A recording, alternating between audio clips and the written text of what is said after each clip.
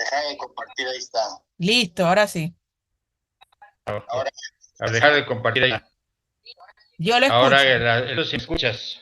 Sí. yo no te escucho a ti. Bueno, si quieres, Yo no te escucho a ti. bueno, lo voy La computadora. vamos a preguntarle que ya están los participantes. De acuerdo. Buenos De días acuerdo. a todos. ¿Me escuchan? Díganme que me escuchan para poder compartir.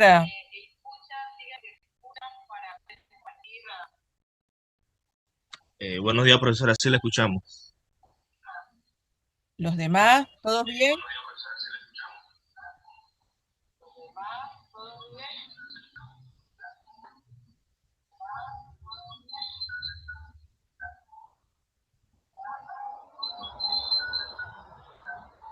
¿Todos me escuchan?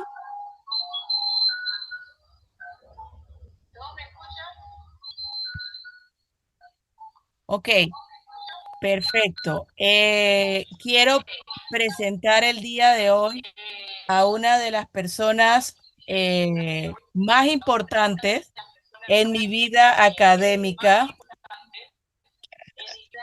el doctor Carlos Rondero. Él es profesor, bueno, es profesor de la Universidad Autónoma del Estado de Hidalgo. Fue mi profesor de metodología, creo, de didáctica de la matemática, creo que se llamaba la materia. Una persona muy amable, siempre cuento con él para todo momento y quiero decirles la importancia de tener al doctor Carlos Rondero. Voy a compartir pantalla. Déjenme admitir a los que están llegando. Cuando una persona, tú la buscas en Google, si es un investigador prominente, observen toda su expertise académica que tiene el doctor entre artículos científicos, pláticas, solamente con colocar el nombre en el Google. Entonces, para nosotros de verdad el día de hoy es es muy importante el tener hoy al doctor Carlos Rondero por toda la expertez que él tiene, la experiencia.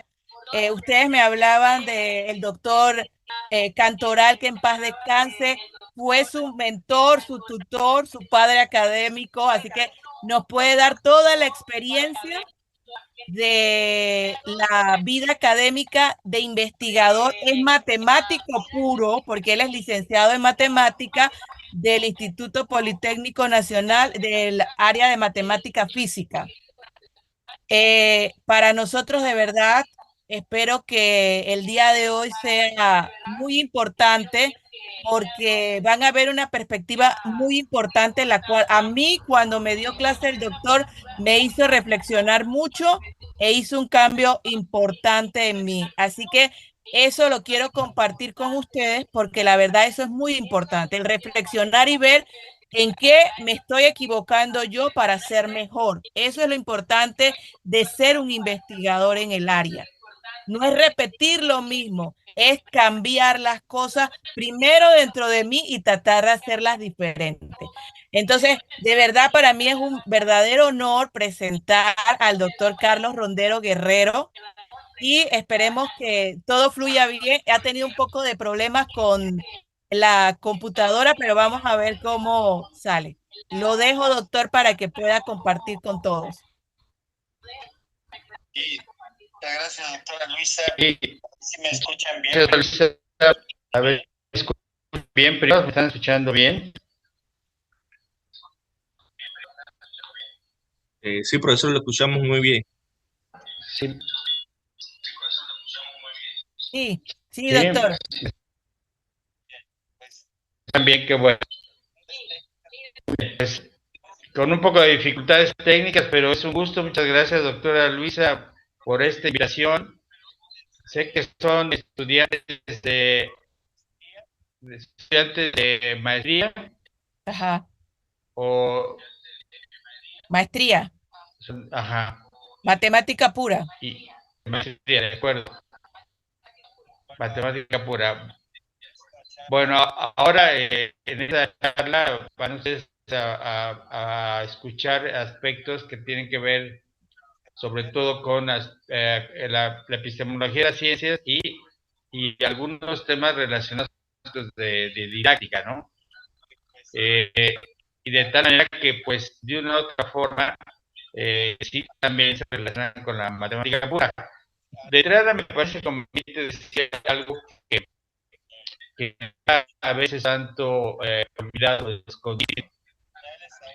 En términos generales, ahora a nivel internacional se maneja el hecho de que tenemos, por decirlo algo, tres áreas de la matemática, ¿no? La matemática pura, la matemática aplicada y la matemática educativa y la de tal manera que hay Doctor, una interrelación directa ajá, que a veces doctor, está, si ¿sí? quiere, apague la cámara y si quiere puede compartir para que se oiga mejor su audio. Ajá, Listo, ahí está. de acuerdo. A ver, Sí, ahí está. ¿Se oye mejor? sí, doctor.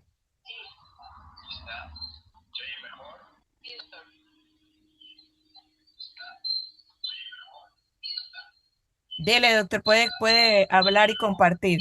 Ahora estoy, sí, estoy tratando de compartir.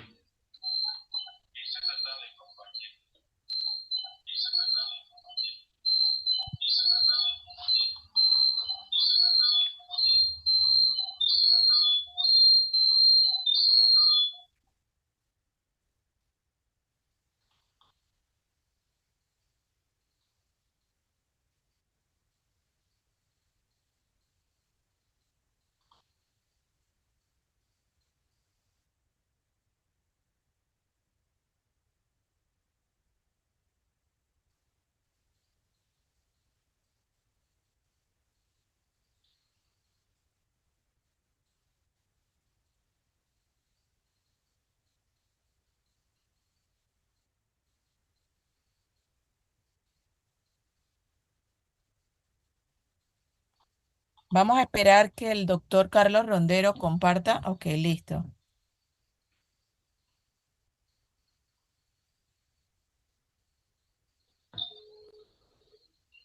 Hola, doctor. Sí, ya está compartiendo. Puede hablar. Ya está. Sí, ¿Sí me siguen escuchando? sí, Una excelente, disculpa doctor.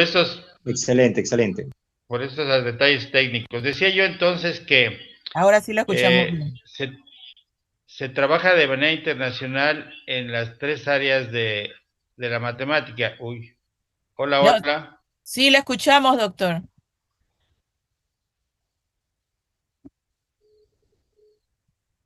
Lo escuchamos, doctor, no se preocupe. Sí, las tres áreas de la matemática, o sea, matemática pura, matemática aplicada y matemática educativa.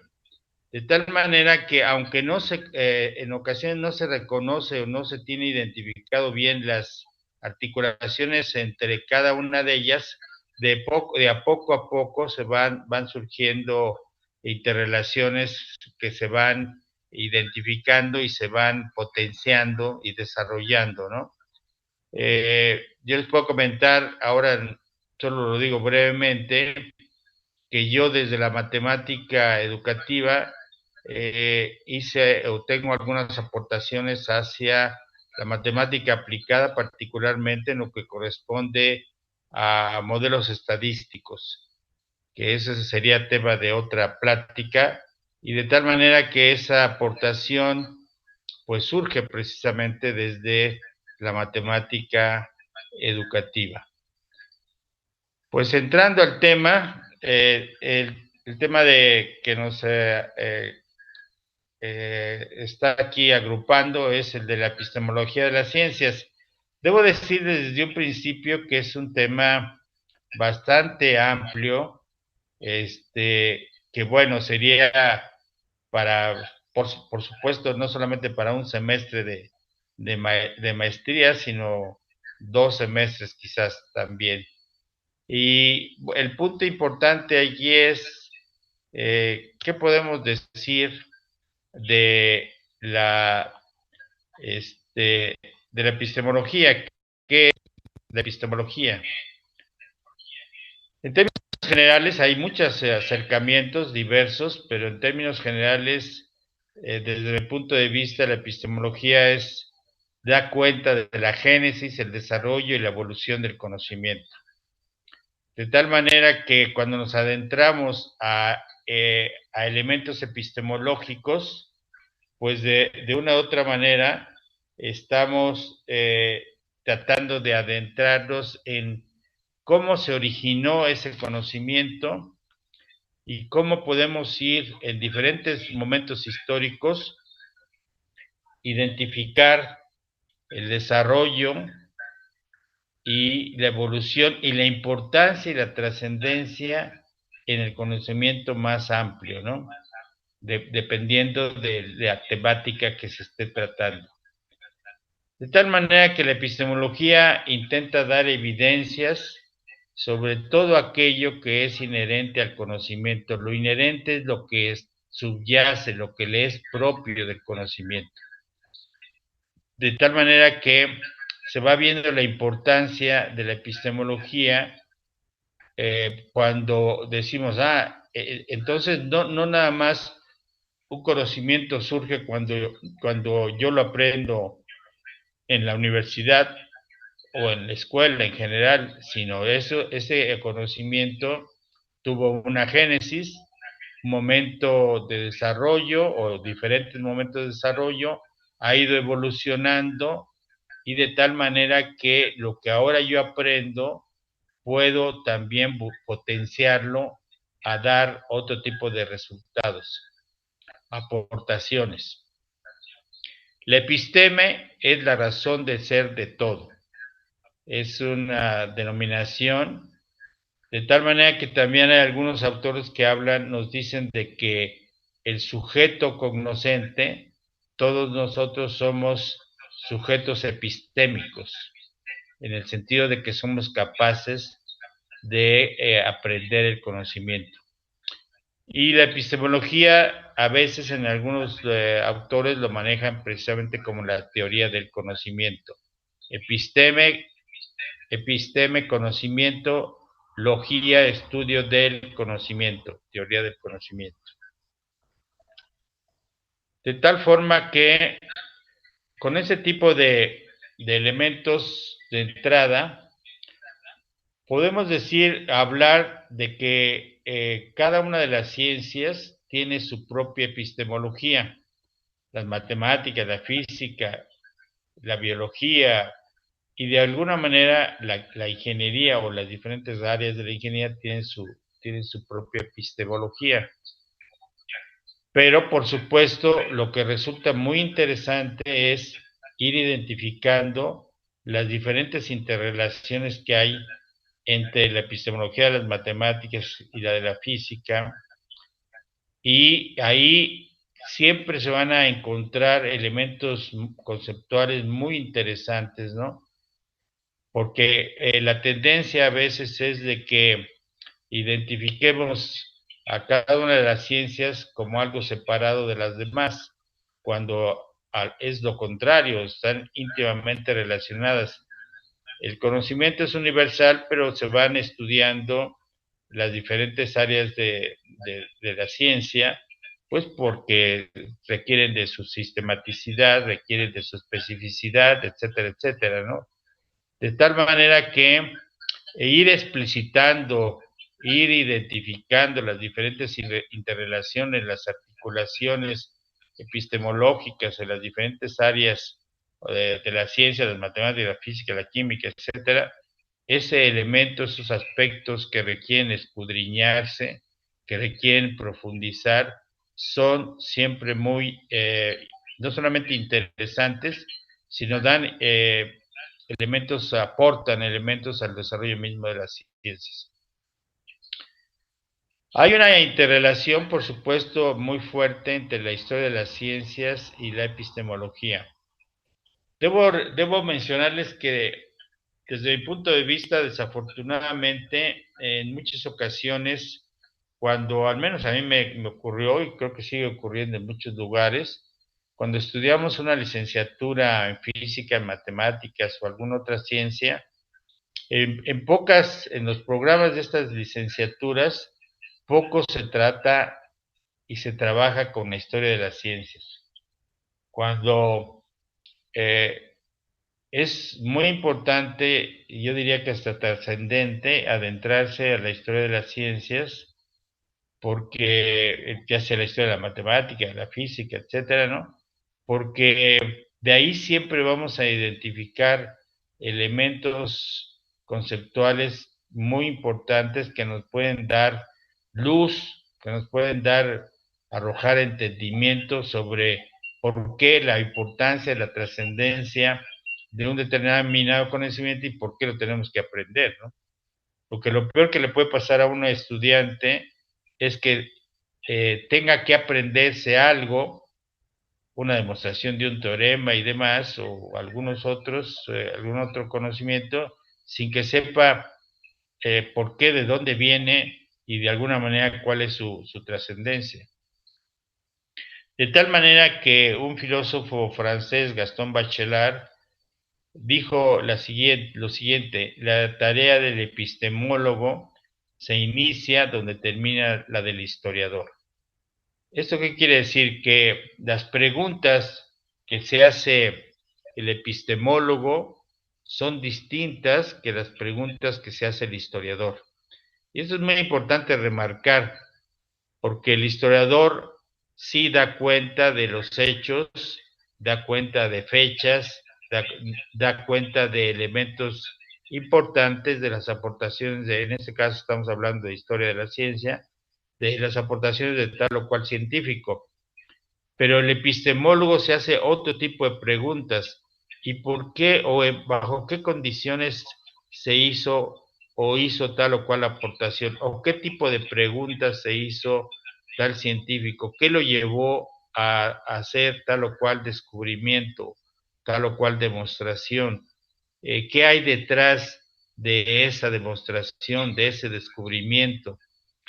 ¿Qué otros elementos o qué otros científicos participaron previamente en todo ello, etcétera? Son las preguntas distintas del epistemólogo. Por eso Bachelard dice: la tarea del epistemólogo se inicia donde termina la tarea del historiador. De tal manera que la epistemología retoma elementos de la historia de las ciencias para buscar una profundización sobre lo que es inherente o lo que subyace al conocimiento, que es precisamente la tarea de la epistemología. Pero sí toma elementos de la historia de la ciencia, porque precisamente ahí, entre otros aspectos, está precisamente la génesis del conocimiento, y eso el epistemólogo se interesa en esos aspectos. Pero, por otro lado, también interviene y están directamente relacionados con la epistemología, la filosofía de las ciencias. La filosofía de las ciencias es otra área apasionante y también, desde mi punto de vista, es muy recomendable que en la formación de los estudiantes de licenciaturas, de las diferentes licenciaturas en ciencias, hasta en ingeniería, si se puede, se trabajara con historia de la ciencia y filosofía de la ciencia. Y en maestrías como las que ustedes están llevando, o maestrías en didáctica de las matemáticas, de las ciencias, me parece fundamental que se lleven algunas asignaturas, algunos cursos de matemática, de historia y de filosofía de las ciencias. En términos también muy generales, la filosofía de las ciencias se adentra a identificar las formas en que se va constituyendo el conocimiento. ¿Por parte de quiénes? Pues pues precisamente de las comunidades científicas, ¿no? Cómo van surgiendo, qué tipo de preguntas, qué tipo de problemas se quieren resolver, cómo van participando diferentes miembros de las comunidades científicas, cómo se reconoce la cientificidad de un artículo, etcétera, etcétera, etcétera. Todo eso es parte también de la filosofía de las ciencias. Por otra parte, contribuye a dar respuesta a preguntas como estas: cómo se construyen las teorías que dan cuenta del conocimiento, ¿no? Cómo se construyen, cómo se validan, cómo se dan evidencias, cómo la comunidad científica avala. Todos esos elementos tienen que entrar en la filosofía de las ciencias. Algunos filósofos de la ciencia, dentro de los muchos, de los más conocidos, Popper, Kuhn, Lakatos, Feyerabend, Russell, Wittgenstein, todos ellos pues son aportaciones y filósofos del siglo pasado, pero sus trabajos son verdaderamente sorprendentes, y sus grandes aportaciones hay que tratar al menos de identificar algunas de estas grandes aportaciones de estos filósofos. De tal manera que hay una interrelación muy fuerte entre la epistemología, la historia de la ciencia y la filosofía de las ciencias. Escudriñar, retomar la epistemología, lo que ya más o menos mencioné, aspectos de historia de las ciencias, aspectos de la filosofía, es ir nutriendo los aspectos epistemológicos, y todo ello, por supuesto, va a tener repercusión cuando uno hace investigación en didáctica de las matemáticas, en matemáticas aplicadas, en matemáticas puras. No se queda uno circunscrito a solo la matemática, sea cualquiera de estas que acabo de mencionar, no se queda uno circunscrito, sino se nutre uno de esos aspectos epistemológicos, por lo que yo he estado ya mencionando, y algo más de lo que veremos más adelante. Algunos epistemólogos, y también importantes, ya mencioné a Bachelard, Piaget, Karl Popper, Thomas Kuhn, Lakatos. Bachelard tiene muchas aportaciones, uno de ellos que lo comentaremos más adelante, los obstáculos epistemológicos. Francés, que ya lo mencioné también, uno de sus grandes libros es La formación del espíritu científico, donde da cuenta de la importancia en la formación, la parte epistemológica de la formación de los individuos. Ya Piaget, que habla de la epistemología genética, Karl Popper, el fasciacionismo, Kuhn, de la estructura de las revoluciones científicas, Lakatos, pruebas y refutaciones, y demás, ¿no? Hay otras muchas aportaciones. Aunque Popper, Kuhn y Lakatos están más en la filosofía, pero de una u otra manera todos ellos también intervienen en la cuestión epistemológica. Estas son algunas de sus obras representativas: de Popper, de Kuhn, de las revoluciones científicas, pruebas y refutaciones de Lakatos, Wittgenstein, investigaciones filosóficas, Feyerabend, el tratado contra el método. De tal manera que en el transcurrir del tiempo se han ido construyendo diferentes posturas epistemológicas, como es de entenderse, ¿no? Por ejemplo, algo que Piaget lo maneja, pero no es el único, es que el conocimiento se construye. ¿Y quién lo construye? El sujeto es el que construye el conocimiento, precisamente accionando sobre los objetos de conocimiento. Si yo tengo un objeto de conocimiento que puede ser un elemento matemático, por decir algo, el teorema de Pitágoras, voy construyendo, aunque ya está dada la demostración y demás, toda una serie de elementos, de significados, de interpretaciones y demás, y el sujeto cognoscente va construyendo con ese objeto, va construyendo a base de acciones conocimiento. Todo conocimiento es falseable, esa es una de las aportaciones importantes de Popper.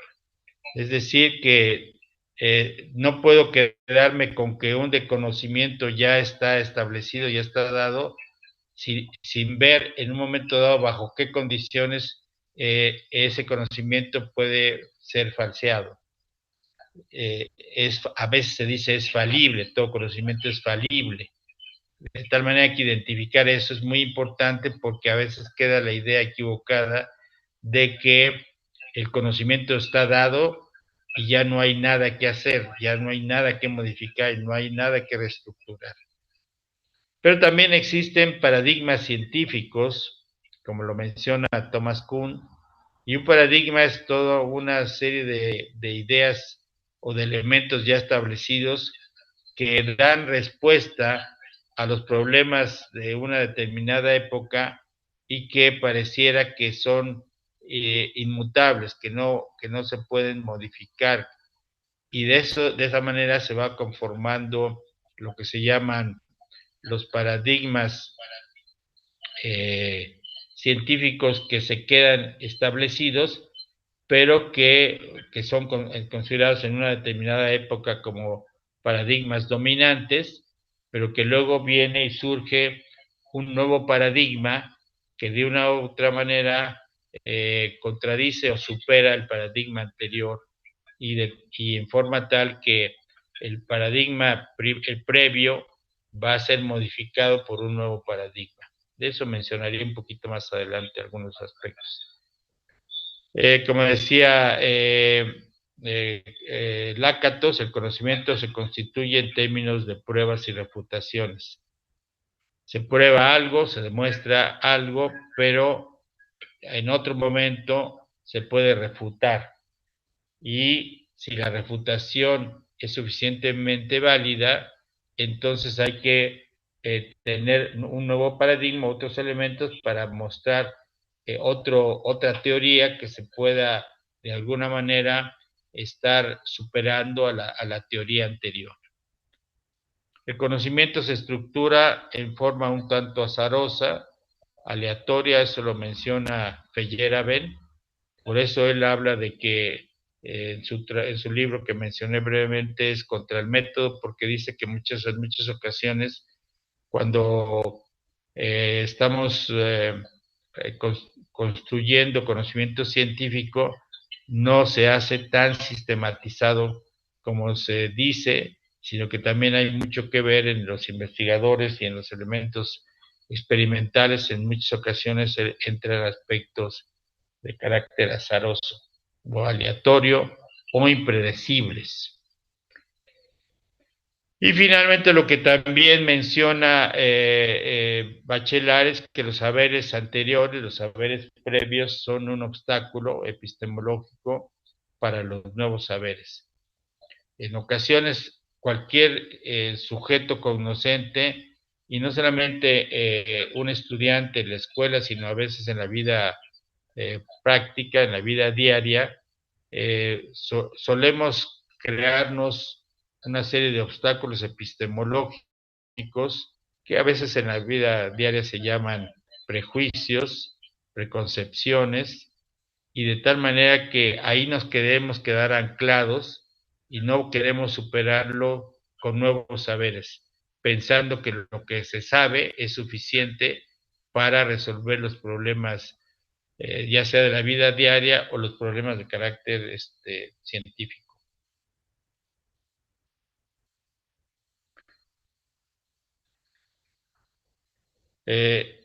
¿Puedo continuar? ¿Todo va bien? ¿Me escuchan bien?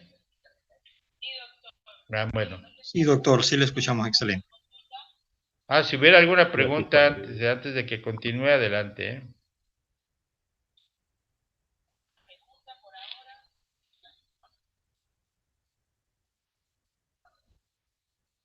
Si no, que lo vayan anotando. doctora Luisa. Continuamos. Thomas Kuhn, en su libro La estructura de las revoluciones científicas, pues menciona, aparte de lo que ya mencioné de los paradigmas, menciona de que, por ejemplo, hay 3 revoluciones científicas que se pueden, hay más, pero por supuesto aquí eso hago mención de las 3 más relevantes: la mecánica clásica newtoniana, la mecánica relativista de Einstein y la mecánica cuántica, en donde participaron de Broglie, Schrödinger y Dirac, entre otros muchos, ¿no? De tal manera que se van formando los paradigmas, pero llegan a un nuevo paradigma que rompe con el anterior, y de ahí que surjan las grandes revoluciones científicas. La mecánica clásica da cuenta del mundo y toma en cuenta la geometría. Mucho del trabajo de Newton en la geometría clásica está sustentada en la geometría clásica, y de tal manera que Newton da cuenta de este mundo de la mecánica con sus leyes que explican pues lo que sabemos, el comportamiento digamos, del movimiento, de la parte estática y demás, ¿no? Y bueno, eso,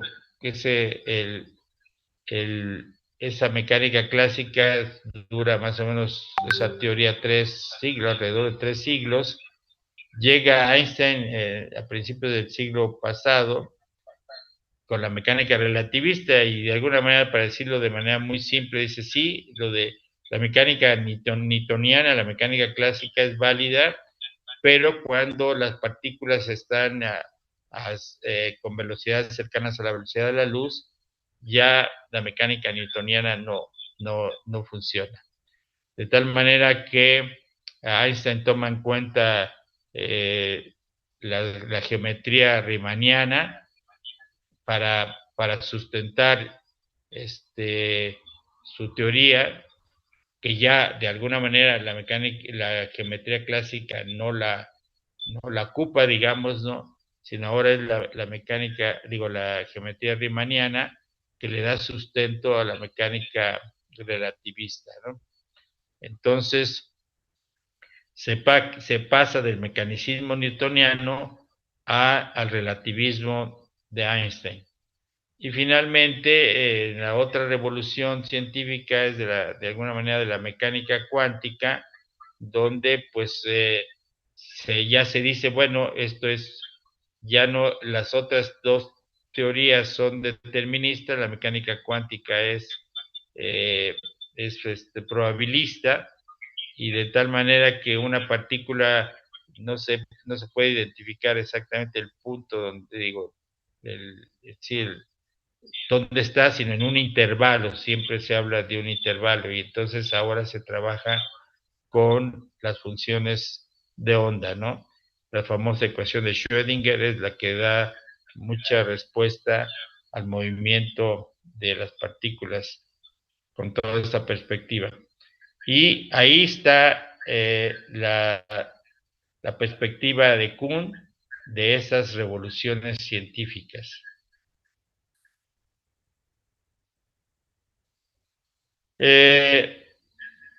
Para irnos adentrando un poquito más hacia otra vez a la parte, regresando a la parte epistemológica, ¿no? Es importante lo que yo le llamo darle un Profesor. seguimiento epistemológico a las nociones. Diga. Profesor, sí, disculpe, tengo una pregunta, sí, usted disculpe. Usted planteó ahí lo que básicamente las revoluciones, tengo entendido que la mecánica, todo eso, por ejemplo, tiene que ver lo diferente de la mecánica newtoniana, la de Einstein, eso de lo de la física cuántica. Usted habla de revolución, entonces tengo entendido que eso, cada una de ellas corresponde a diferentes paradigmas. Entonces, ¿qué Claro. relación existe entre el paradigma que utiliza una ciencia y la epistemología que está en que se está fundamentando conocimiento en una ciencia? No sé si me explico. A ver si entiendo bien, es que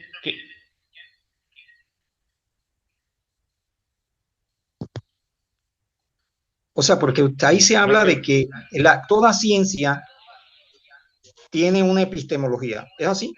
¿O estoy equivocado? Porque usted habla no de escuché epistemología de bien, la otra vez, ciencia. por favor. Si usted habla de epistemología de la ciencia, ¿es correcto en las diapositivas Sí, anteriores? ¿Es cierto? sí, Bien. sí. Entonces plantea más adelante de la revolución de la ciencia, por ejemplo, de la mecánica de Newton. O sea, la pregunta mía más que todo va es que depende la epistemología de una ciencia del paradigma que se está utilizando en un momento dado, o es independiente. Sí, claro, en cierto modo, sí, por supuesto. Depende del paradigma que se está utilizando. Depende del paradigma que se está utilizando. Y de tal manera que identificar la importancia de tal o cual paradigma, pues eso da una postura epistemológica. Como es de entendible, cada filósofo de la ciencia y de alguna manera que los epistemólogos van dando cuenta de cada uno de sus diferentes perspectivas, ¿no? Algunos dicen, no, pues para mí no son paradigmas, sino son que el conocimiento es falseable, por decir algo, o que se requieren, después de las demostraciones se requiere refutar, en fin, el punto es, todos esos van constituyendo posturas epistemológicas. Si finalmente yo me voy por la dirección de que hay paradigmas y que de un paradigma dominante como tipo Kuhn, de un paradigma dominante después que es dominante durante un tiempo, después surge otro paradigma, pues entonces esa es mi postura epistemológica, que tiene que ver, por supuesto, también con una interpretación, pues, propiamente de la filosofía de la ciencia, que en un momento dado algunos de estos teóricos, se posicionan, ¿no? Se posicionan en tal o cual. O sea, en resumen, sí, el paradigma tiene que ver con la postura o la posición, si se quiere ver, epistemológica que pueda tener un determinado teórico. Ok, gracias. No sé si quería saber, sí, me parece, sí, me aclara ahí el punto, porque es importante, porque yo veo que el conocimiento, como dijo usted ahí, es como si va cambiando de acuerdo al paradigma que se va asumiendo. Por ejemplo, antes, claro. a mí me gusta participar, doctor, yo soy una persona que me gusta eso. Cuando antes de la teoría de la relatividad, por ejemplo, existía solamente el conocimiento del paradigma que tenía Newton sobre la física clásica. Pero no habían preguntas y cosas que no se podían responder bajo el paradigma de la física clásica. Claro. Entonces se tuvo que plantear otro paradigma más envolvente, más general, más global, claro, que diera respuesta, en donde la física clásica tiene validez hasta cierto, por ejemplo, en este caso, ciertas velocidades, tengo entendido, porque a partir ya velocidades digamos, velocidades finitas, ya cuando estamos con la velocidad de la luz ya son velocidades muy grandes y ya la mecánica clásica ya no da respuesta a una serie de preguntas diversas, a diversos tipos de preguntas, de problemas. Ok, muchas gracias, doctor. Sí. Muy bien, muchas gracias. Seguimos entonces. De tal manera que una noción es un saber fundamental de la cual se desprenden otros saberes. Y identificar a las nociones es una tarea del epistemólogo para dar cuenta cuál es su importancia cómo participa la noción en diferentes contextos. Todo ello para ver la trascendencia de la misma noción en la construcción del conocimiento. Se puede hablar de diferentes nociones. La noción de variación, la noción de promediación, la noción de linealidad, la noción de acumulación y muchas otras. Rápidamente lo menciono, la noción de variación pues tiene su incidencia no solamente en el cálculo, sino en casi todas las áreas del conocimiento, ¿no? La noción de promediación tiene que ver con los promedios y tiene una participación también pues en aritmética, en el cálculo mismo, en diferentes áreas también de la física, como lo voy a poder mencionar brevemente, ¿no? La noción de linealidad, pues da cuenta, entre otros aspectos, de que viene desde línea, viene la linealidad, viene de sistemas lineales, viene el álgebra lineal, viene muchos otros elementos que tienen que ver con ella misma. Y rápidamente la noción de acumulación, entre otros aspectos, tiene que ver también con particularmente con el cálculo integral. Cuando estamos hablando de área bajo una curva, pues de una u otra manera hay una acumulación de área cuando nosotros vamos integrando. De tal manera que rápidamente la noción de variación tiene que ver con la medición del cambio. Como sabemos, se trabaja o se identifica lo que es una variable, pero hay que distinguir entre variables discretas y continuas, ¿no? A veces no se hace suficiente énfasis en los cursos de cálculo de la presencia de ese tipo de variables que después se puede trabajar con funciones, con modelos.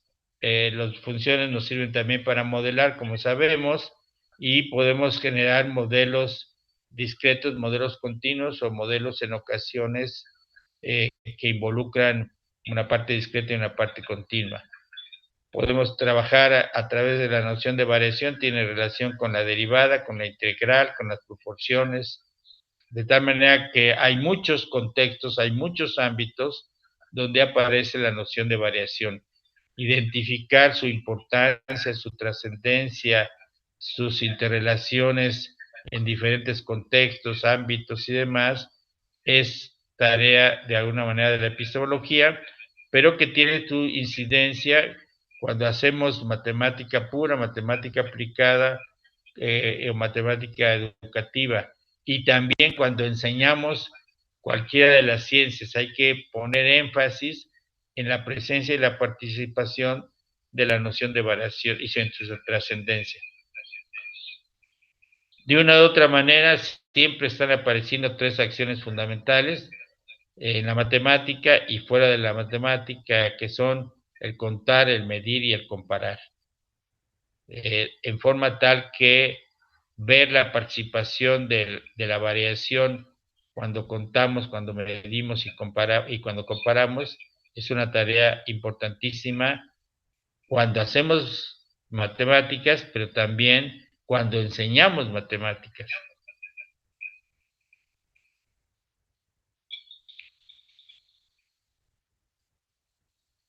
Ay, estoy revisando. La otra noción que mencioné, voy a mencionar y voy a comentar algunas cosas brevemente, los promedios, ¿no? La noción de promediación tiene que ver con los promedios. A veces la parte etimológica se pierde, pero un promedio es el prefijo pro es ir hacia una medida media, hacia el medio, hacia un valor medio, promedio, hacia un valor medio. De tal manera que, como sabemos, algunas de los famosos promedios más usuales, la media aritmética, la geométrica, la armódica, la ponderada y muchísimas otras.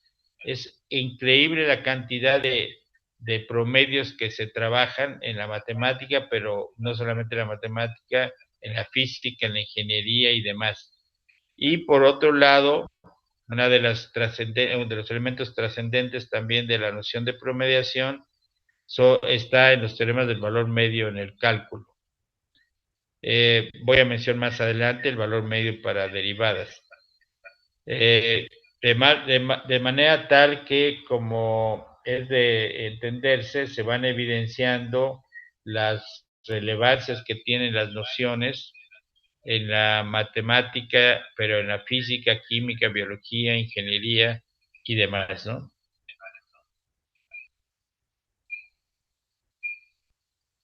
Aquí está, nada más lo puse brevemente para como una especie de recordatorio, que ya todo el mundo lo conocemos, pero no está de más mencionarlo, ¿no?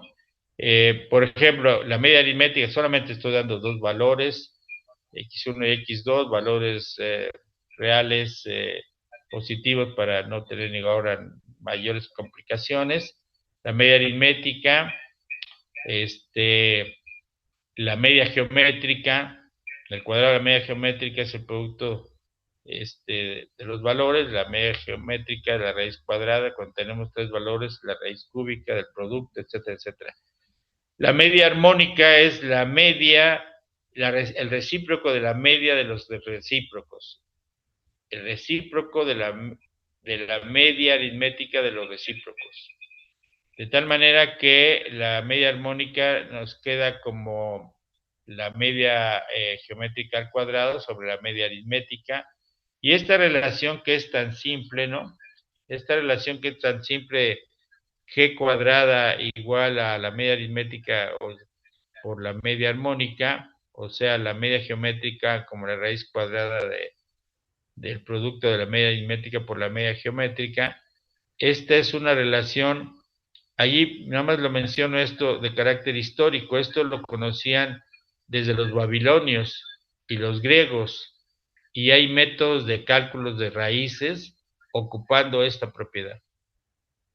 Así, vean ahí, por eso lo quise mencionar, vean ahí la trascendencia de la parte histórica de la Génesis, porque uno diría, esa es una relación matemática relativamente simple y conocida, y sin embargo, es poco conocido que históricamente, y con toda una metodología ahí muy interesante, hay, y más bien hubo el cálculo de raíces de parte de los babilonios, de alguna manera retomado por los griegos.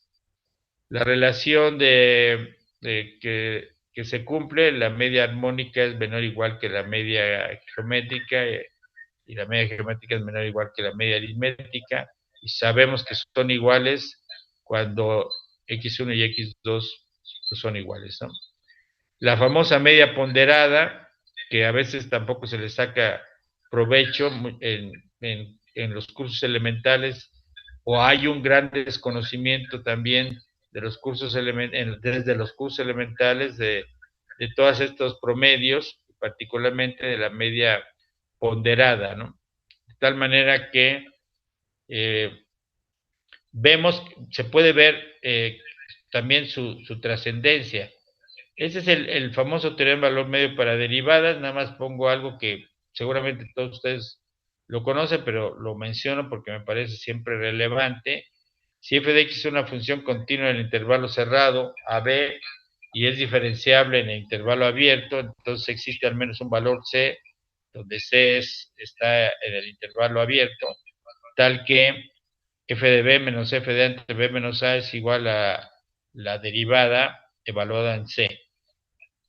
Sabemos que esto puede tener una interpretación geométrica, ¿no? La recta secante, la pendiente de la recta secante es igual a la pendiente de la recta tangente en un punto C del intervalo abierto. Pero la otra cuestión relevante que a veces se deja de lado cuando se enseña este teorema, además de la demostración, que es importante, claro, conocer la demostración, pero es importante remarcar aspectos como este. ¿Dónde aquí aparece el promedio? Pues, ¿y por qué se llama valor medio? Pues porque aparece un promedio. En este caso, que se puede interpretar como en el lado izquierdo una razón de cambio promedio, y en el lado derecho una razón de cambio instantáneo. De tal manera que al menos hay un punto donde la razón de cambio instantáneo es igual a la razón de cambio promedio. Y luego se pueden hacer preguntas epistemológicas como esta. Aquí tengo el teorema del valor medio para derivadas. En otro momento vamos a ver, se ve en cálculo el teorema del valor medio para integrales. Y entonces una pregunta epistemológica es, ¿y qué relación tienen el teorema del valor medio para derivadas y el teorema del valor medio para integrales? ¿O no hay ninguna relación? Eso en muchos cursos de cálculo se obvia, o sea, no se trata, no se explicita. Y me parece que formativamente es muy importante y hacer ver cómo hay la participación de promedios y las interrelaciones conceptuales entre ambos teoremas. Y no quedarnos nada más con la demostración de uno o de otro, sino hacer otro tipo de preguntas y buscar que los estudiantes den e identifiquen otros significados en este tipo de teoremas y la trascendencia. Por ejemplo, en la física, ¿no? Rápidamente lo menciono. Si f es x, como dependiendo de t, x de t menos x de t0 entre t menos t0 sería igual a la velocidad.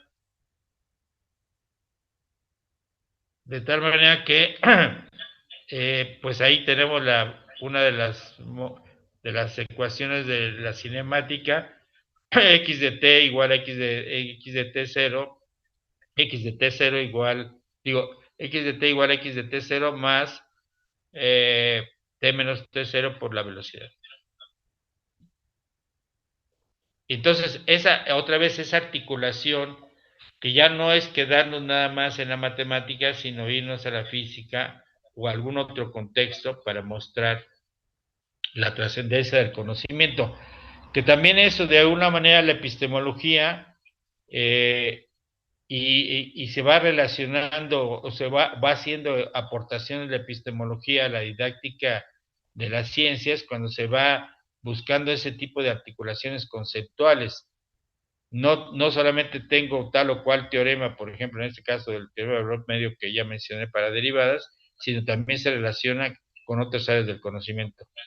Los promedios en la física, rápidamente lo menciono. La velocidad media, ya sabemos, velocidad inicial más velocidad final entre 2, el del choque de dos partículas. Aquí hay una media ponderada, ¿no?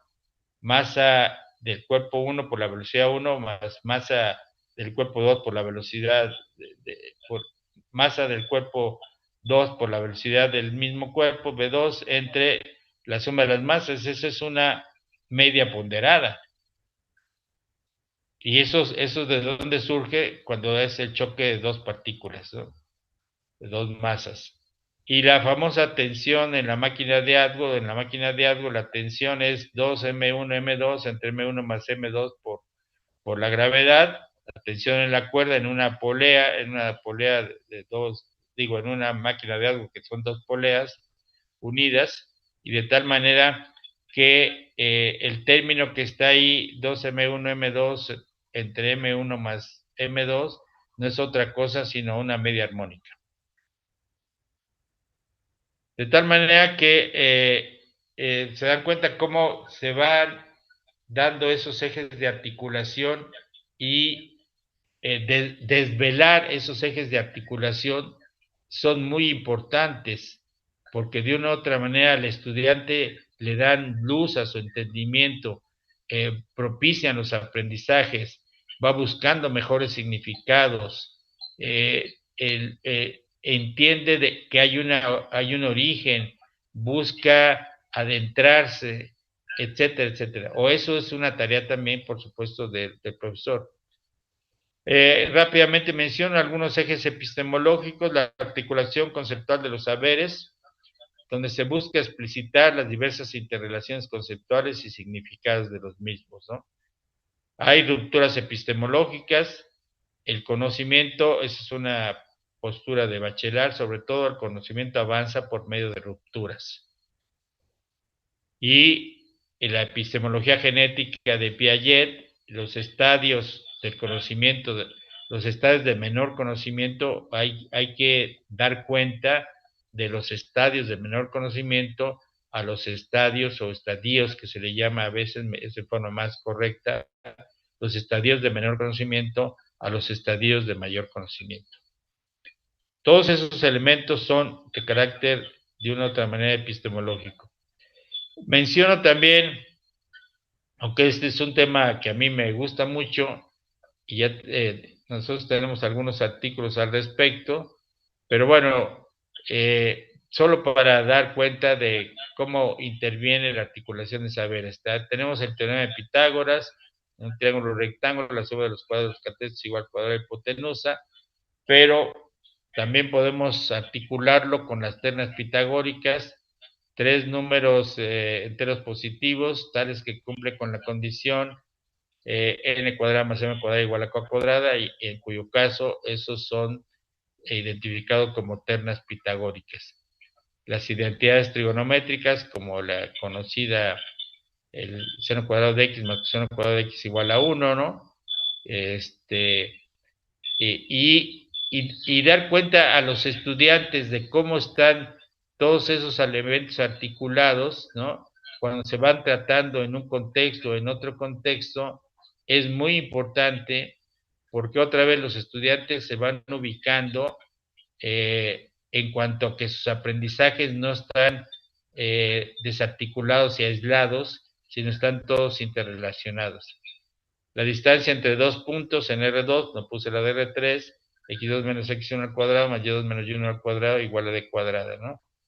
Y de tal manera que cuando se da una clase de trigonometría o de geometría analítica y demás, hay que remarcar de dónde vienen, cómo se articulan tal o cual conocimiento, para que no quede nada más, como suelen decir los estudiantes, que son fórmulas que hay que aprendérselas de memorias y demás sin saber, sin identificar sus significados o cosa parecida, ¿no?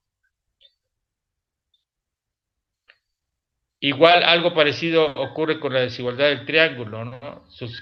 Sus articulaciones contextuales están en muchos ámbitos. En la geometría elemental, un lado es de cualquier triángulo, un lado de cualquier triángulo siempre es menor que la suma de los otros dos. Pero luego todo esto de la desigualdad del triángulo pues incide en la aritmética, en los números reales, en lo que corresponde al álgebra, a la trigonometría, al cálculo, y por supuesto en vectores, en números complejos, de tal manera que pues la desigualdad del triángulo es un eje de articulación que, insisto, hay que poner en evidencia, hay que dar, explicitar y mostrar la trascendencia de este tipo de conocimientos. Una pregunta rápidamente que también me llevaría mucho tiempo, ¿no? Pero una pregunta de corte epistemológico. ¿Es posible identificar varios métodos que permiten encontrar ternas pitagóricas?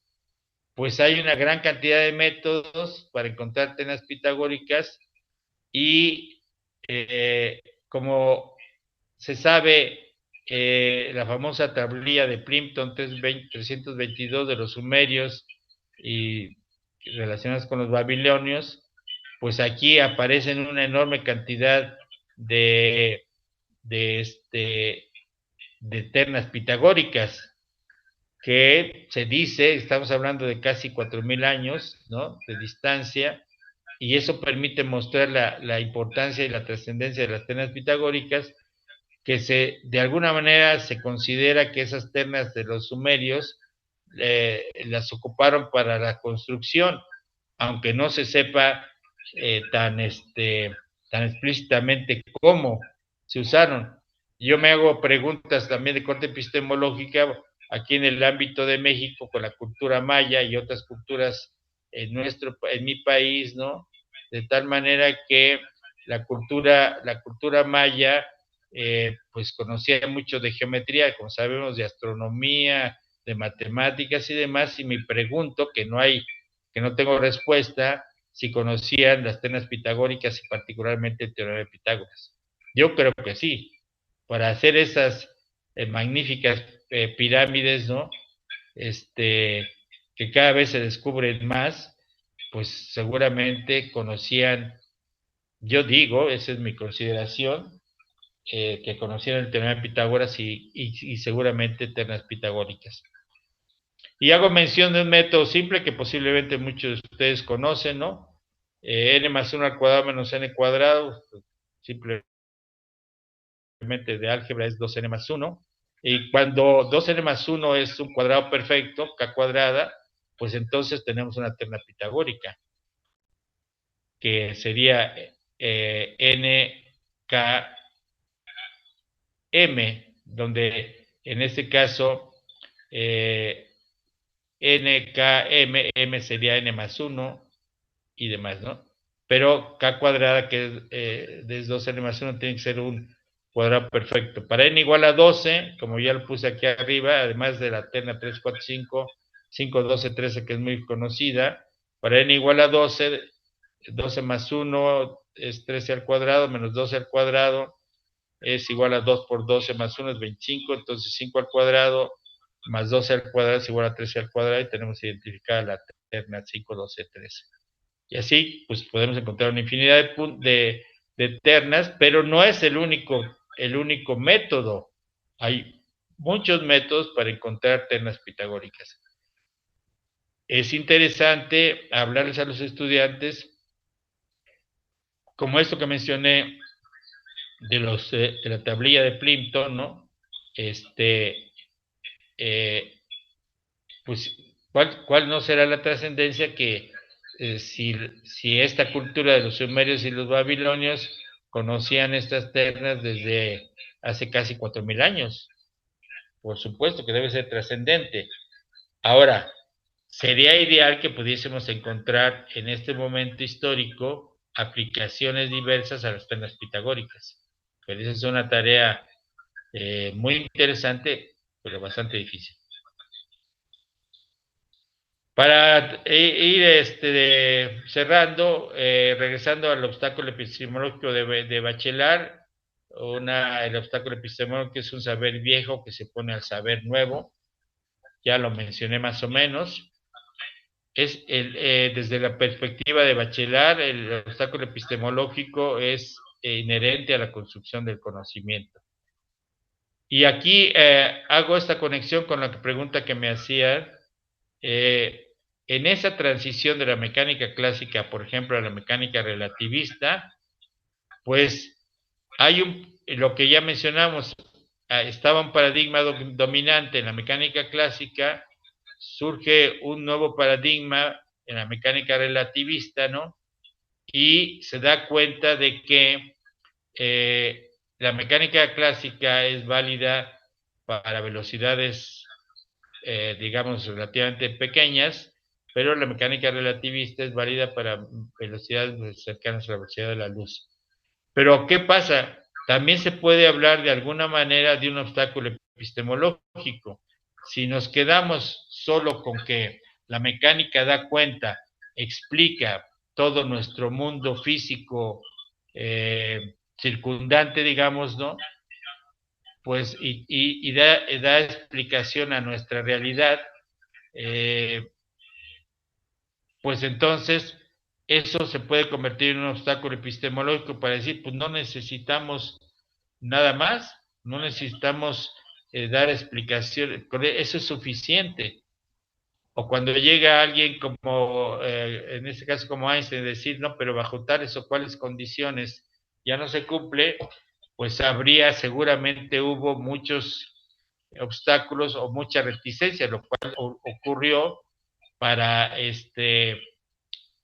llegar a identificar que efectivamente la mecánica relativista daba cuenta de otros elementos distintos a la mecánica clásica. En fin, el tema también ahí es muy amplio, ¿no?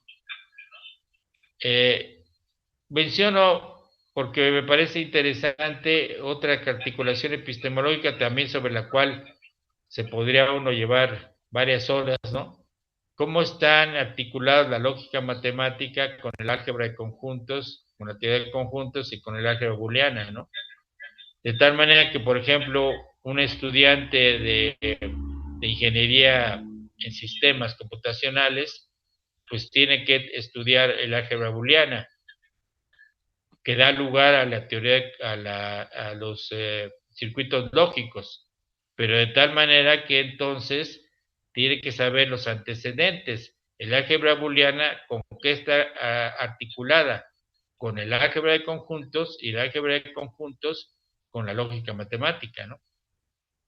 Como sabemos, Russell y Cantor dieron lugar de una u otra manera a la lógica matemática y al álgebra de conjuntos. Explicitar esas articulaciones conceptuales es una tarea epistemológica y es fundamental para la formación de los estudiantes. Y otras posturas epistemológicas también se puede mencionar: la dialéctica, la tesis, antítesis, la síntesis. A veces esto está olvidado en los cursos que damos de matemáticas, de física, de ciencia, pero me parece que es importante retomar cada que sea posible cómo pueden intervenir en lo que trabajamos, estudiamos, analizamos, elementos de carácter dialéctico. No digo que todo y a cada rato, pero de vez en cuando, y que tengan los estudiantes una cierta idea de la importancia y la trascendencia de la dialéctica, que viene, claro, desde los griegos, posiblemente desde antes, pero que de una u otra manera se tienen que seguir ocupando, se siguen ocupando ese ir y venir entre tesis y antítesis para hacer síntesis, y es un proceso, digamos, que no termina, ¿no? La ontología, que es el estudio del ser de todo objeto de conocimiento. Todo objeto de conocimiento tiene, o se pueden identificar algunos elementos de su ser, de su condición propia, y de tal manera que entender ese ser, esa condición propia de los objetos, es el estudio de la ontología. La analogía, dicho de manera muy breve, tiene que ver con la comparación y contrastación argumentativa, ¿no? Se comparan, se contrastan argumentos, se dan diferentes elementos argumentativos para decir la validez o no validez de una determinada comparación. Y la hermenéutica da cuenta de cuando hay siempre se habla en la hermenéutica de una tensión entre los contrarios, y que identificar a los contrarios, identificar esa tensión, en esa tensión entre contrarios se va a producir el conocimiento. Esa es una de las aportaciones de la hermenéutica, que tiene que ver con la univocidad y multiplicidad de interpretaciones, y que de una u otra manera se busca romper con la literalidad interpretativa. Cuando usualmente se da una definición, el estudiante se queda con una interpretación literal de la definición, o a veces el profesor mismo. Cuando se dice es que no te puedes quedar en todo texto tiene una interpretación literal, pero no hay que quedarse en la interpretación literal, sino hay que identificar diferentes interpretaciones de la misma. La literalidad se convierte a veces, diría yo, como en un obstáculo epistemológico.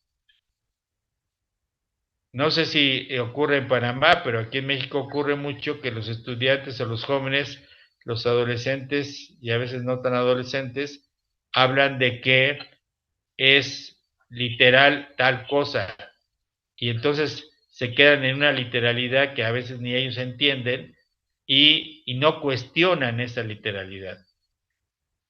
Bueno, es un tema también amplio. Y bueno, dentro de esos, a veces se puede hablar esos esos contrarios entre discreto y continuo, se puede hablar de que hay una tensión entre lo discreto y lo continuo, identificados como contrarios, pero por supuesto los contrarios no quiere decir que no se haya interrelaciones entre ellos, claro que siempre va a haber, entre lo infinitamente grande y lo infinitamente pequeño, entre lo local y lo global, entre lo determinista y lo aleatorio, azaroso, probabilístico. De tal manera que, ¿qué sabemos? La mecánica clásica y la mecánica relativista son dos teorías de carácter determinista. Sin embargo, la mecánica cuántica ya es una perspectiva de carácter probabilístico. Entonces, entender esos elementos y esas tensiones es parte de lo que le interesa a la hermenéutica.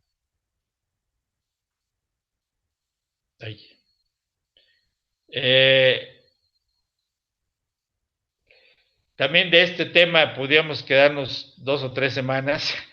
Hay diferentes expresiones del pensamiento.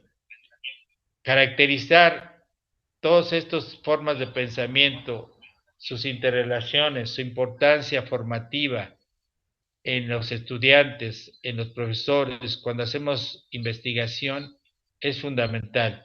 Pensamiento crítico, reflexivo, analítico, complejo, matemático, científico.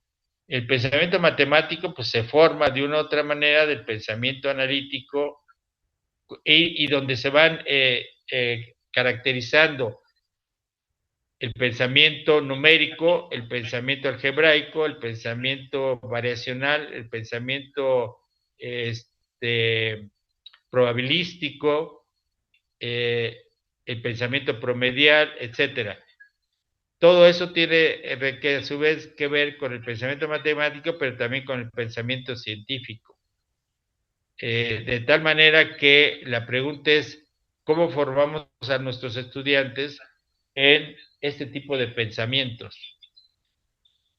¿Y por qué es tan importante el pensamiento crítico que está relacionado y aunado con el pensamiento autocrítico? No puede haber pensamiento crítico sin autocrítica. Y cómo con todos estos, algunos de estos elementos rompemos con lo que desde mi punto de vista es un pensamiento muy dominante en los estudiantes, que es el pensamiento ingenuo. Y no solamente en los estudiantes, en la gente en general, tiene un pensamiento muy ingenuo casi para todo.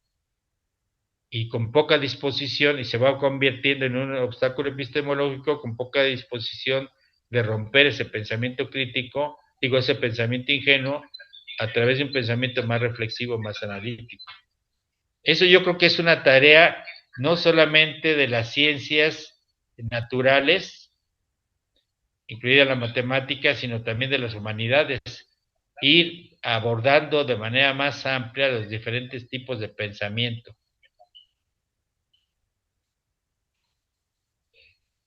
Y ya casi para cerrar, hay que reconocer que la epistemología incide en la didáctica.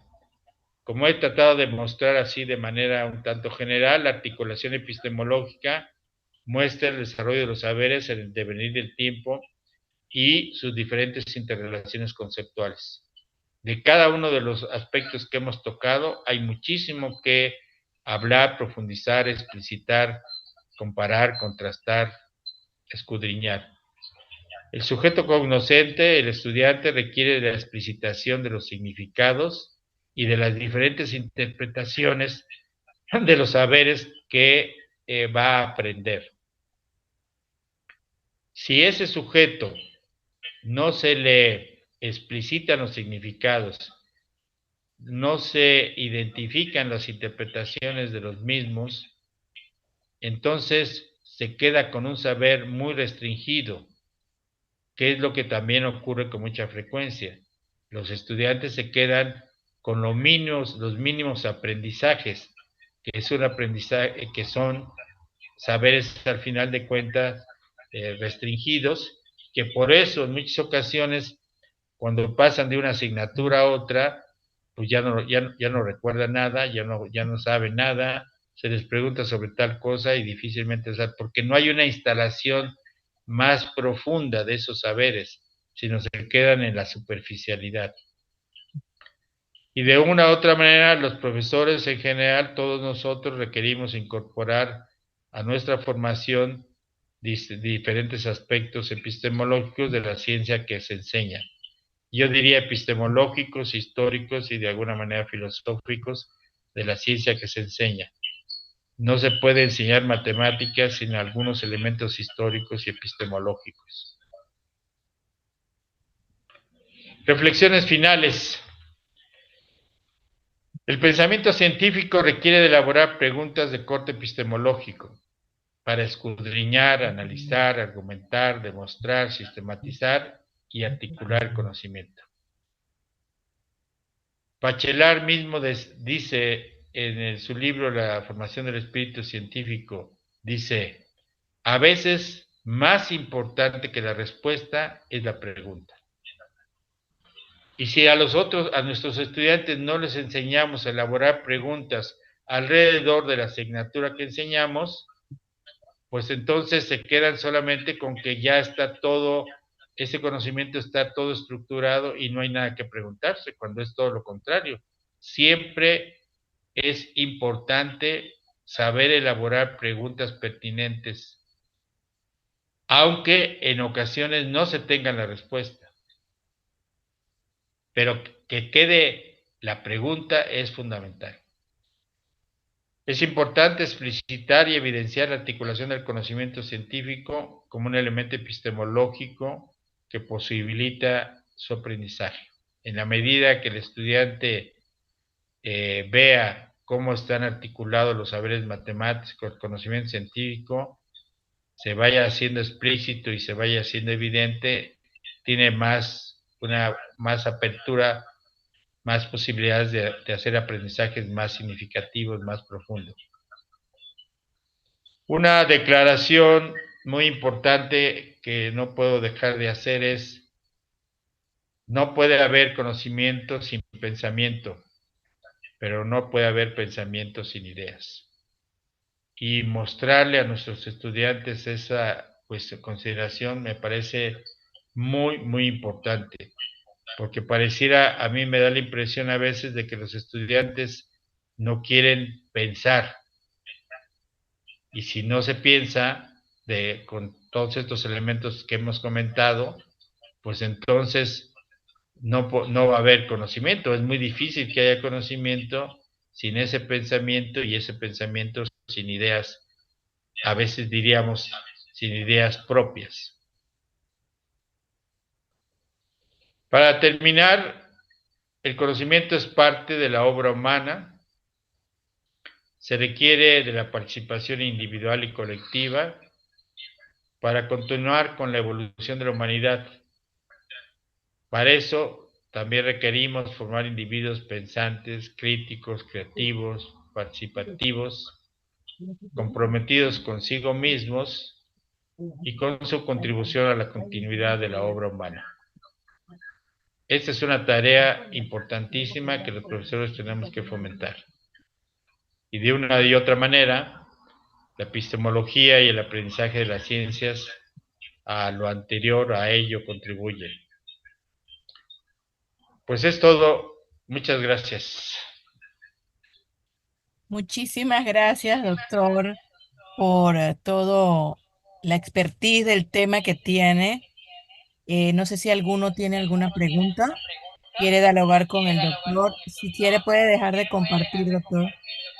Sí, quisiera, no lo dejar de compartir, quisiera leer uno de los últimos de los de Pitágoras. ¿Dejo de compartir ya? No, él quiere hacerle una pregunta. Sí, en la parte de Pitágoras. En lo que proyectaba de Pitágoras, profesor, allí para mí hay algo problema.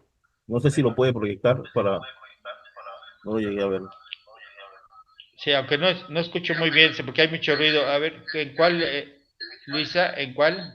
En la del teorema, ¿el teorema de qué? Pitágoras. Ah,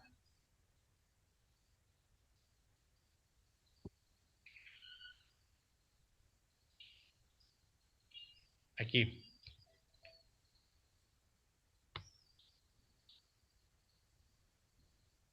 Aquí, sí.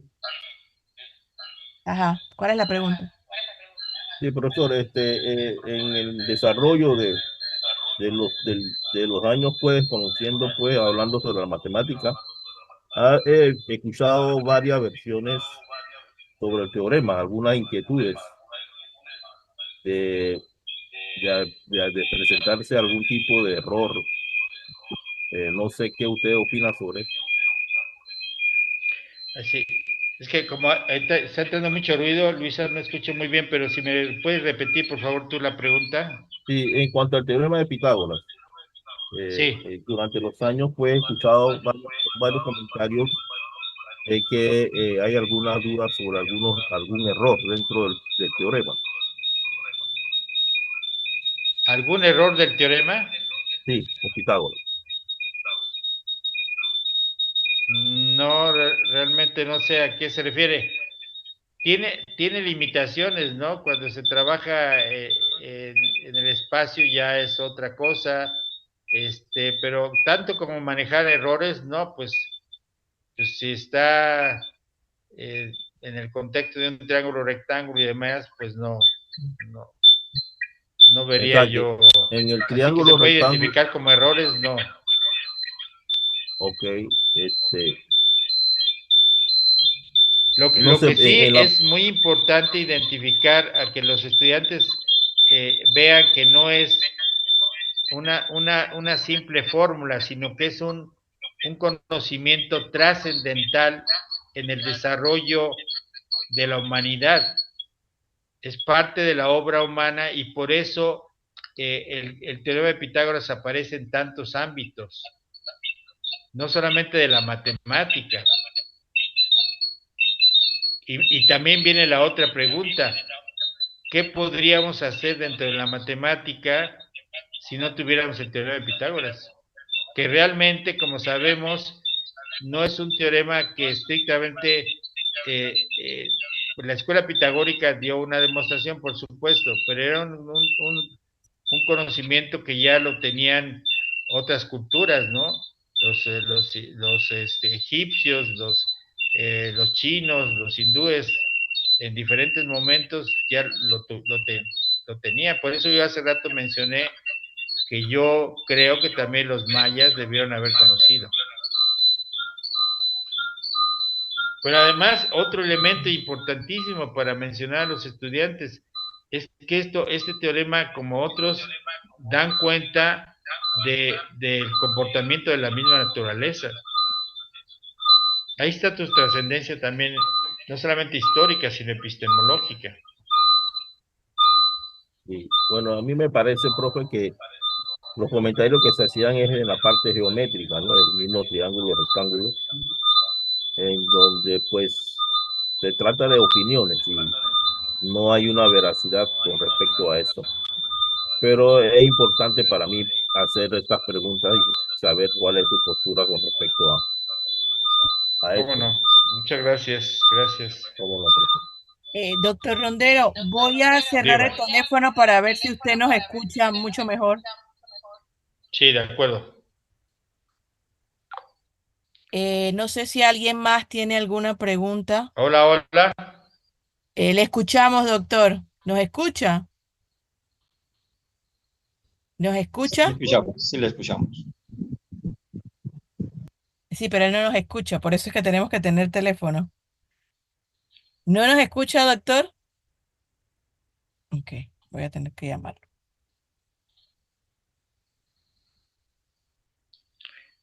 Listo, doctora Luisa.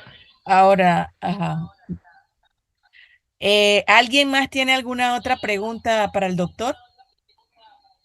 Bueno, doctor, yo más que una pregunta quería, porque sí, yo me quedé con la inquietud que tenía el compañero sobre lo que se ha hablado, pero yo creo que más que todo, doctor, la cuestión del del teorema de Pitágoras es que a nivel, si usted ve las ternas pitagóricas que se presentan para el teorema de Pitágoras, muchas personas piensan que eso se puede extender a n mayor que 2, que en ese caso no es cierto, por el teorema de Fermat.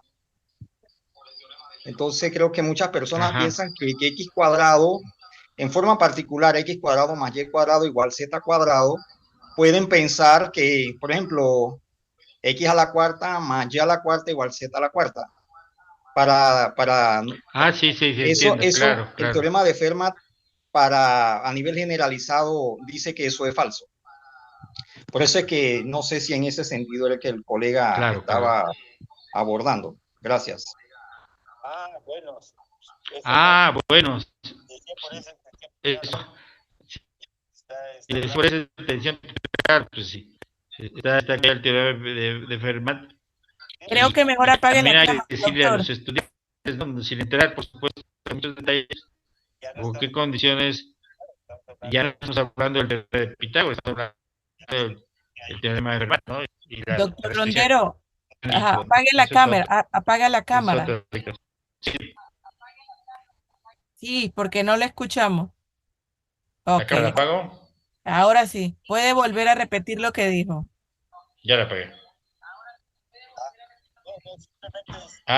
No, simplemente decía yo que sí, que claro, hay que marcar límites con los estudiantes, pues estamos hablando del teorema de Pitágoras, ya cuando hablamos de potencias mayor que 3, que 4, ¿no? Que 4, pues ya estamos en Fermat, ¿no? Que 4, claro, ya estamos en Fermat, entonces ya es otra consideración. Sí. De acuerdo, pues entonces, pero aquí la importancia es, sí, lo que decía yo es de mostrar a los estudiantes que sin ese conocimiento tan importante, tan trascendente de teorema de Pitágoras, hay muchas cosas en la matemática que no podíamos tener resultados. ¿No? Eso es, y hay que romper con esas ideas preconcebidas de que, ya lo habéis mencionado varias veces, de que todo es fórmula, pero además de que, pues, solamente aparece el teorema de Pitágoras en secundaria y a lo mejor aparece en bachillerato, pero pues simplemente ahí hubo un tal Pitágoras que dio eso, suma de cuadrados igual al cuadrado y tal, y no sirve para nada. Imagínense qué restrictividad hay en eso, ¿no? No sé si alguien más tiene algún otro comentario, alguna pregunta al doctor. Doctor, usted habló allí por ejemplo, de la epistemología psicogenética de Piaget. ¿Usted considera, cómo considera usted ese enfoque para la educación, por ejemplo, en la educación matemática actual?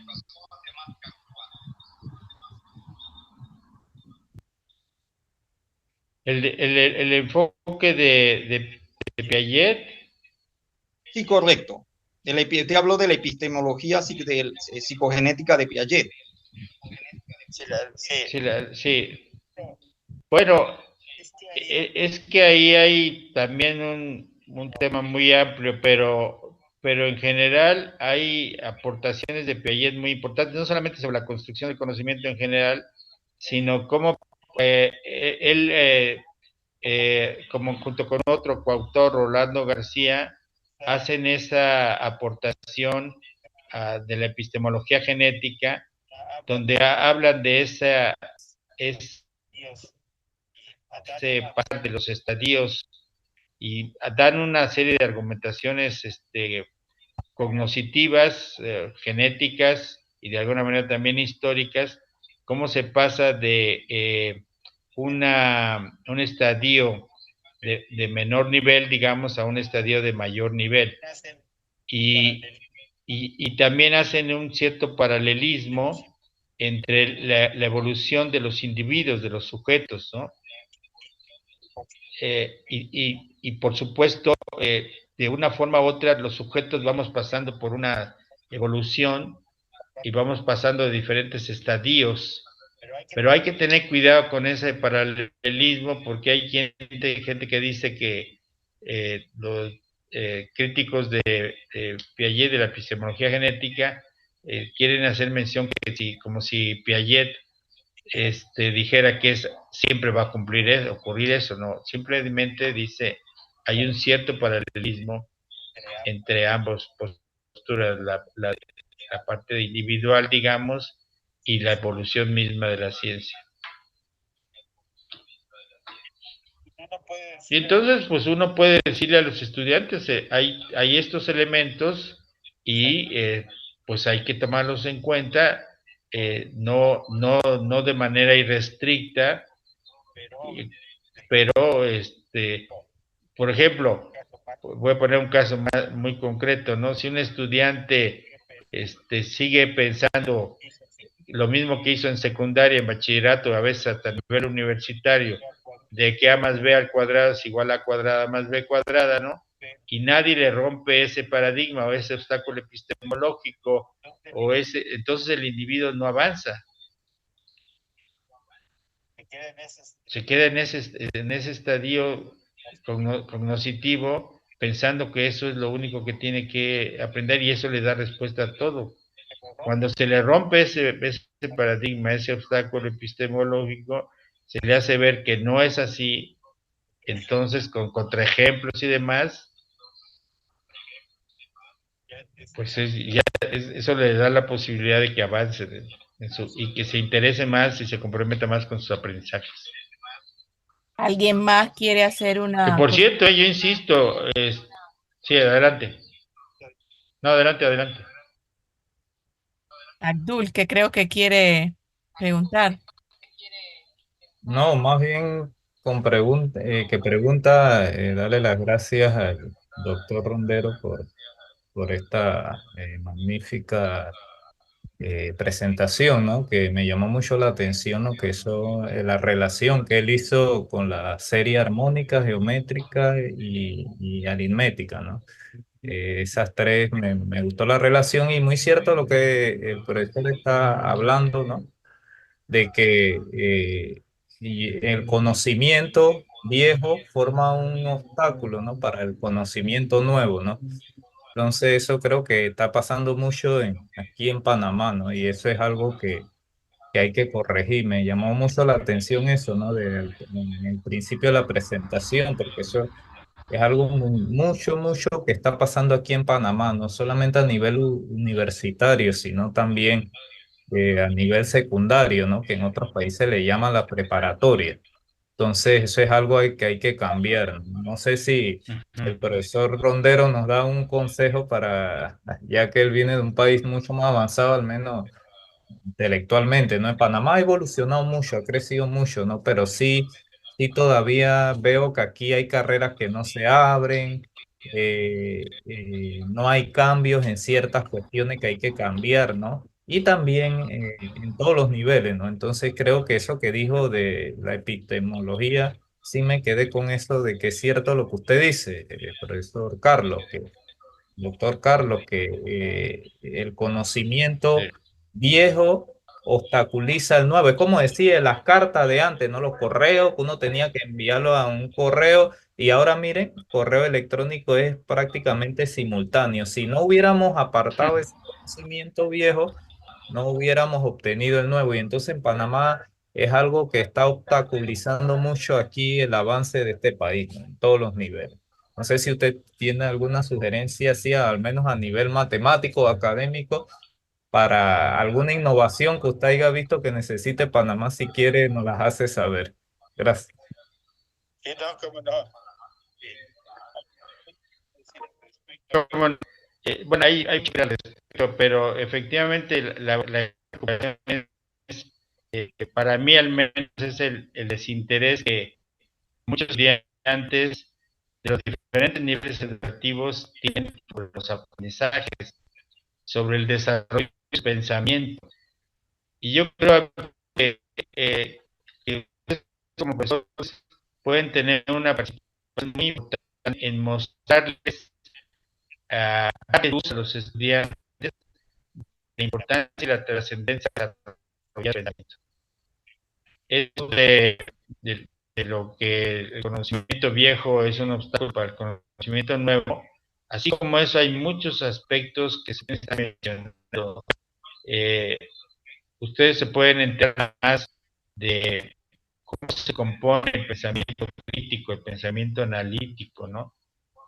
Por ejemplo, cuando alguien, un estudiante da una opinión y no argumenta, no nada más porque se le ocurre, es un pensamiento ingenuo. Tú tienes que decir algo y si tienes una formación científica, más razón, tienes que dar argumentos acerca de por qué tal o cual cosa es válida. Y también cuando es necesario, cuándo y bajo qué condiciones tal cosa, tal hecho, evento no es válido, ¿no? Pero si no hay esa postura crítica de parte de los estudiantes y los profesores tienen que contribuir mucho a la formación de los estudiantes en ese pensamiento crítico, que sepan contrastar una tesis, una antítesis y hacer también síntesis, esa es la parte dialéctica, ¿no?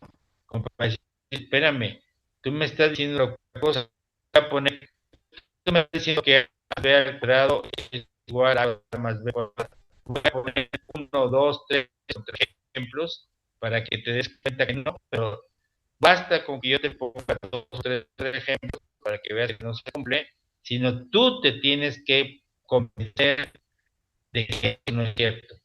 Y lo que es cierto es esta cosa. Así como eso, muchas otras. Pero si damos clases muy planas, ¿no? De matemáticas, damos clases planas sin ese tipo de elementos, como estamos aquí mencionando, entre otros, ¿no? Pues el estudiante que sencillamente voy a repetir lo que me dijo el profesor. Hay que romper esos tipos de paradigmas y hay que buscar dar sacudimientos intelectuales a los estudiantes. Porque también se presenta un fenómeno generalizado. Doctor Rondero, es que estamos teniendo problemas de nuevo con su audio.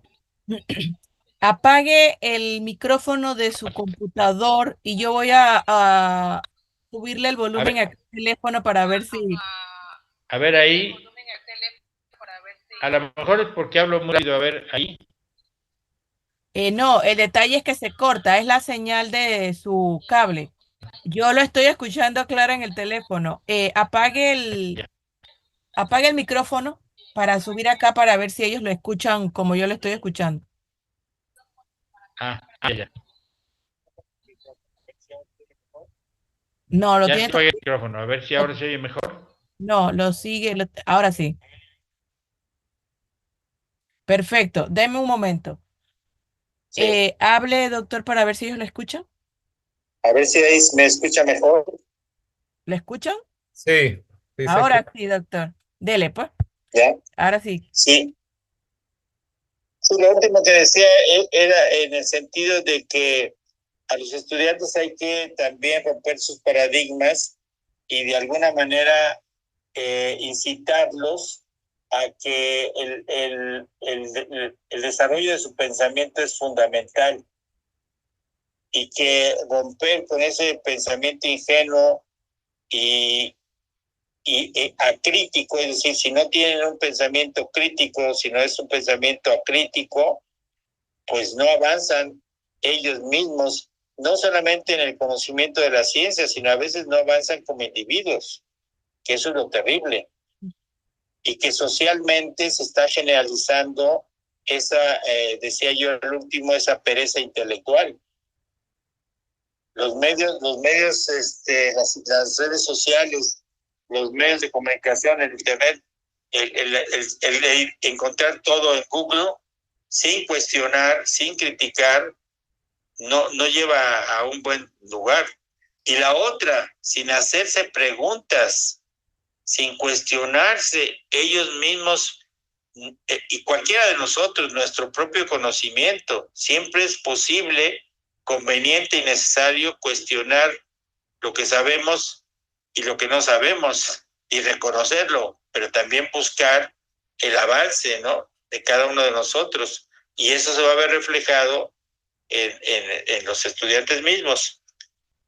Mi última diapositiva me costó una media hora pensarla para escribirla, pero se las escribí con la idea de que precisamente sea una, pues sí, una idea que redondee toda la exposición. Muchísimas gracias. Tenemos unas preguntas en el chat, doctor. Deme un momento. Adelante. Dice el profesor Eduardo, que le preguntemos sobre en cuanto a la enseñanza y el paradigma de la inteligencia artificial. Bueno, yo sí creo que la inteligencia artificial seguramente está teniendo mucho desarrollo y va a seguir teniéndolo más, y seguramente va a dar muchas aportaciones, o ya las está dando, como otras desde el nacimiento de Internet y las redes sociales y demás, ¿no? Estoy de acuerdo. Pero yo siempre marco una cierta postura crítica al respecto, porque entonces, si yo quiero hacer un ensayo, me meto a uno de estos aplicaciones de inteligencia artificial y me da sobre la temática del ensayo, me da 30, 40 páginas, y yo simplemente lo retomo sin ser crítico y sin darme cuenta a lo mejor de las contradicciones que hay ahí, que me arroja la inteligencia artificial o elementos así, no sirve de gran cosa. Y entonces, y además, ¿dónde queda mi capacidad creativa y crítica para decir, no, esto no queda, y yo puedo hacer una aportación, una creación más importante que lo que me está arrojando la inteligencia artificial, por decir algo, ¿no? Entonces, sí, desde mi punto de vista, no irse a aceptar, por ejemplo, en este caso, las aportaciones de inteligencia artificial en forma crítica, sino al contrario. Hagamos y tomemos lo que pueda ser válido, pero críticamente. Y lo que no, tengamos la capacidad de desecharlo, de desinteresarlo y de ver inclusive los peligros. Tengo al profesor Germán Martínez que le pregunta qué línea de investigación ha desarrollado en el campo de física matemática, que está interesado en ver su trabajo. Bueno, mi línea de investigación original es epistemología y cognición de las ideas germinales. Las ideas germinales tienen que ver precisamente con las nociones.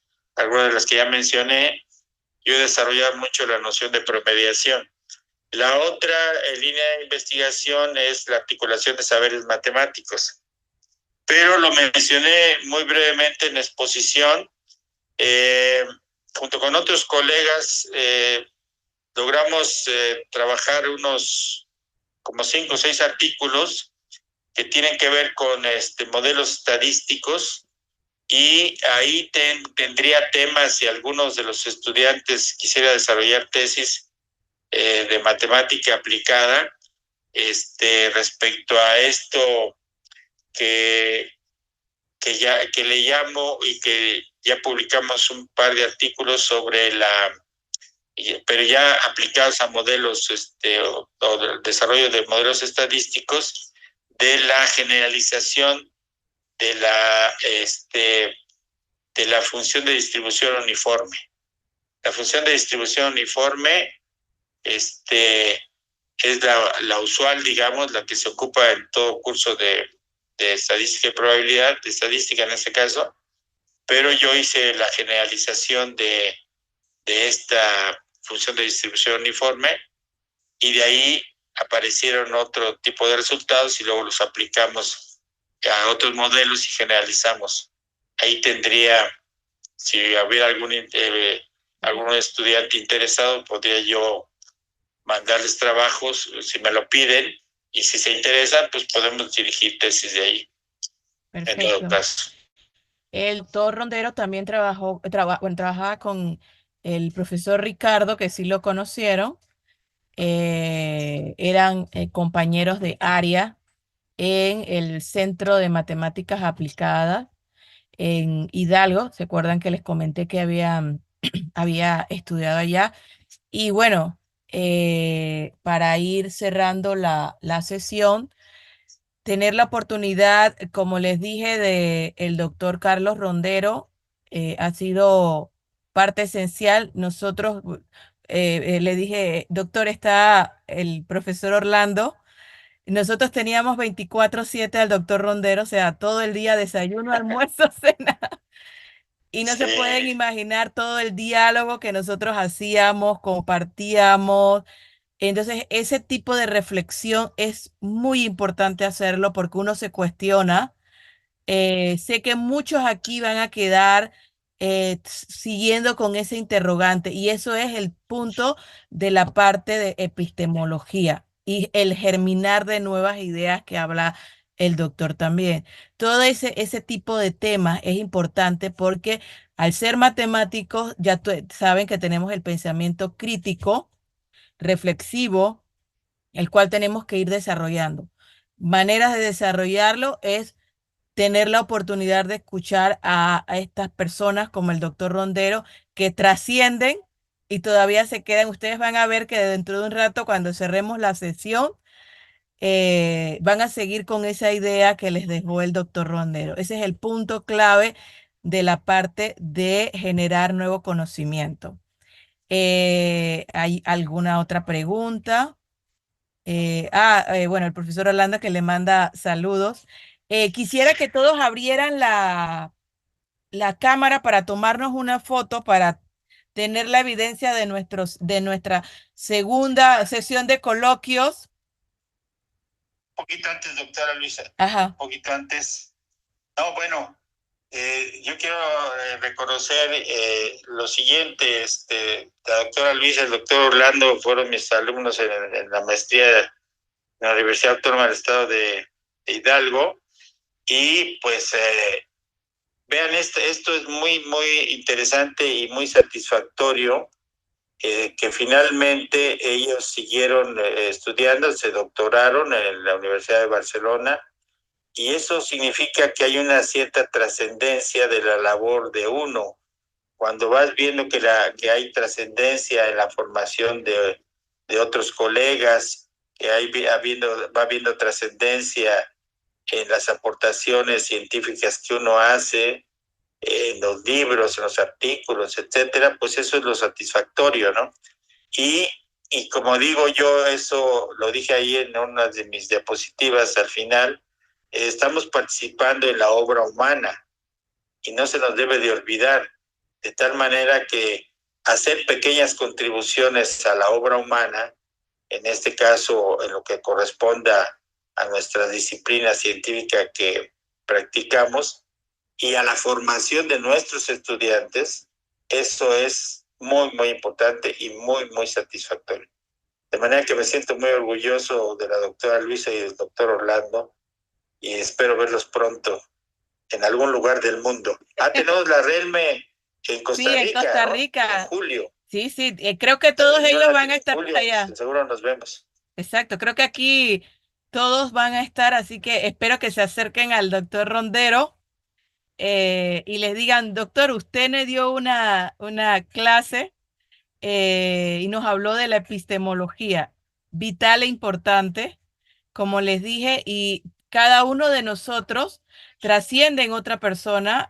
Creo que a muchos aquí les debe haber tocado que venga un estudiante en el supermercado, en la calle, en cualquier lado. Usted me dio clase. Eso significa que trascendiste en esa persona, Claro. queda en el sentimiento. Bueno. Abrimos la cámara para tomarnos la foto de evidencia, por favor, que es nuestra segunda sesión. Doctor Rondero, también abra la cámara para tenernos ahí. Ya estoy viendo, a ver. Importante. Estoy abriendo nada más que es Sí, más lenta. lento Sí, no se preocupe, vamos a esperarlo. Ahora sí ya se está viendo. Ahí está ya. Ok, listo. Vamos entonces a tomar la...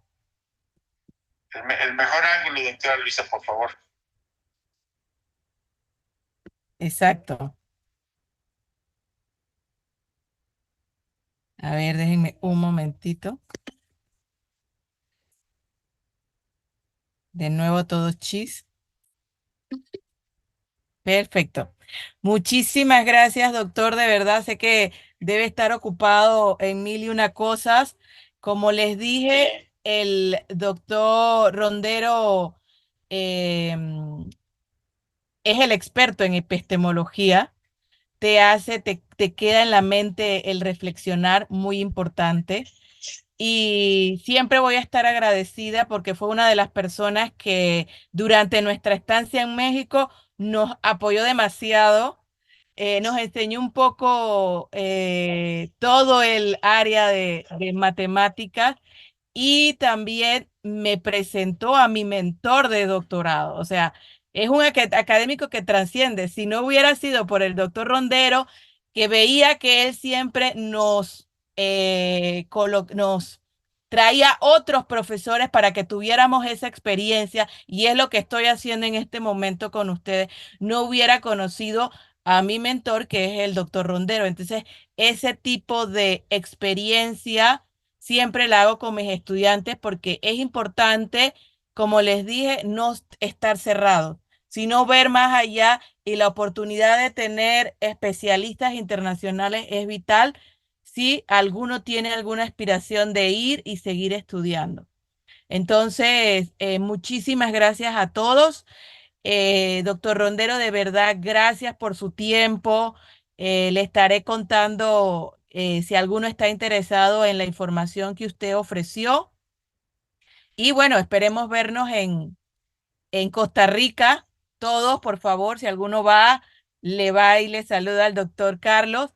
Y nos vemos entonces el miércoles 17 de 10 a 12 del día en el tercer coloquio o reunión que vamos a tener.